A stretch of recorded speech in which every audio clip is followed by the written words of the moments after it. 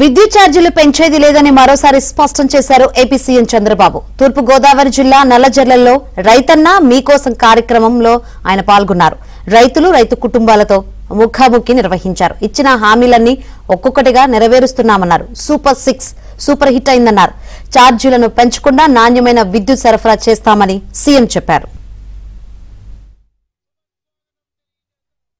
ఈరోజు కరెంట్ ఉంది.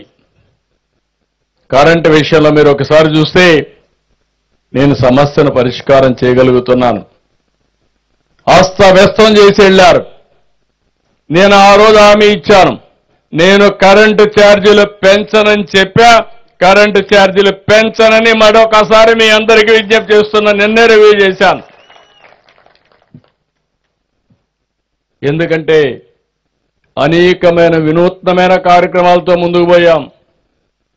ఇంటి మీదనే కరెంటు తయారు చేసుకోవడం, సోలార్ ఉత్పత్తి చేసుకోవడం, మీ పొలంలోనే కరెంటు ఉత్పత్తి చేసుకోవడం కుసుమ్ ద్వారా, ఇంకా అవసరం సబ్ స్టేషన్లోనే కరెంటు ఉత్పత్తి చేసి అక్కడే ఇచ్చి ట్రాన్స్మిషన్ లాసెస్ తగ్గించడం, ఇలాంటి వినూత్నమైన కార్యక్రమాల ద్వారా భవిష్యత్తులో కరెంటు ఛార్జీలు పెంచకుండా క్వాలిటీ కరెంట్ ఇచ్చే పరిస్థితికి వస్తాం.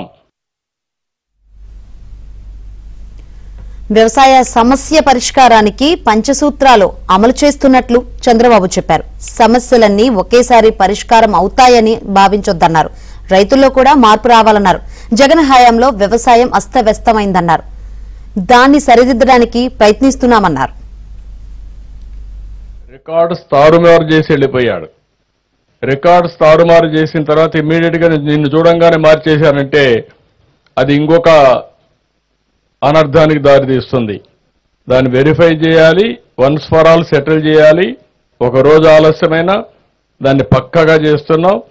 నేను ఎక్కువ సమయం పెట్టేది ఈరోజు రాష్ట్రంలో మీరు చూసుకుంటే జగన్మోహన్ రెడ్డి తయారు చేసిపోయినటువంటి ల్యాండ్ గోల్మాలకే ఎక్కువ టైం ఖర్చు పెట్టే పరిస్థితి వస్తా ఉంది. మొత్తం అస్తవ్యస్తం చేశాడు.